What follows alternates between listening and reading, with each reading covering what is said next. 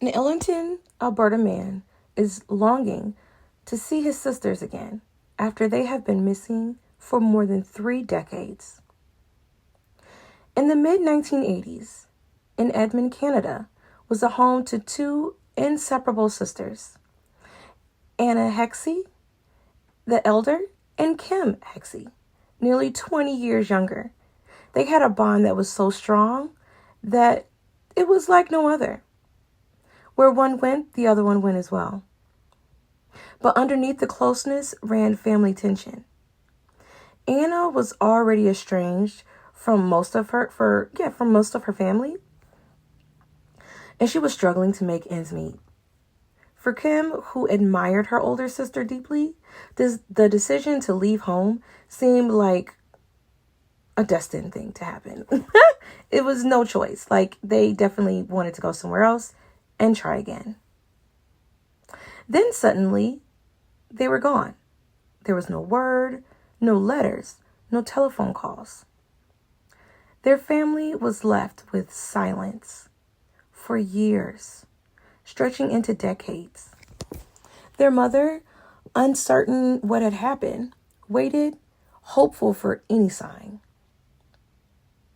It was not until 2003, almost 20 years later, that she officially reported them missing.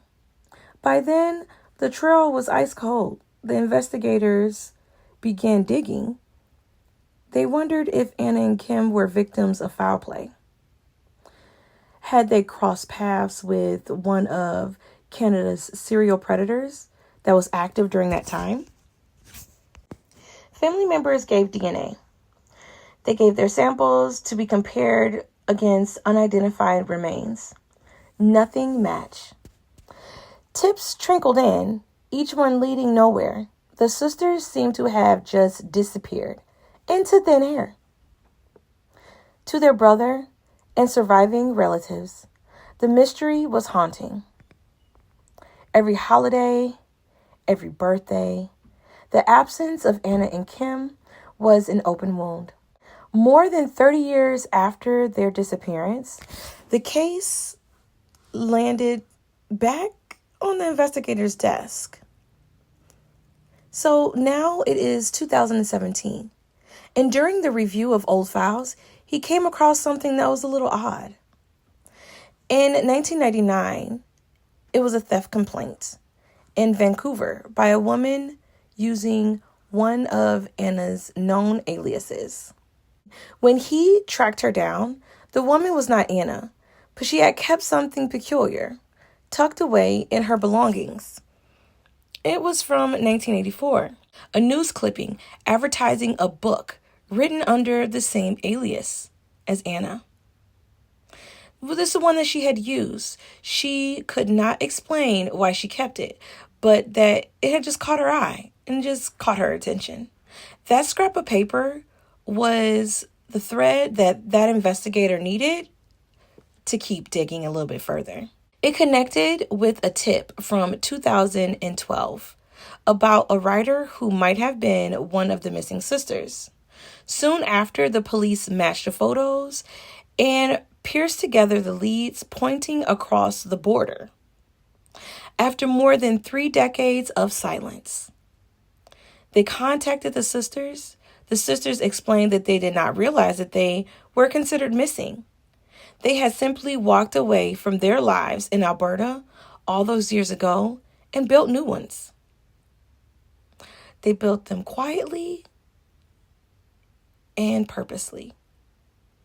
Their request was simple. They just wanted privacy. They wanted to be able to live their lives the way that they had been living them for the past 30 years. So this case was unlike any other case where remains had to be found or foul play was the case.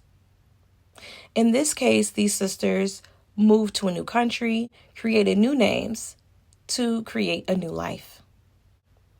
For their brother, the news was both joyous and painful. He finally knew that they were alive, but their mother didn't have that opportunity.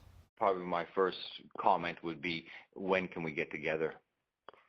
It was like a door opened up. I always have a longing to see them. It was all of a sudden like a second chance, a door to open up, and I have a deep desire to connect with them now, regardless of the absence for so many years.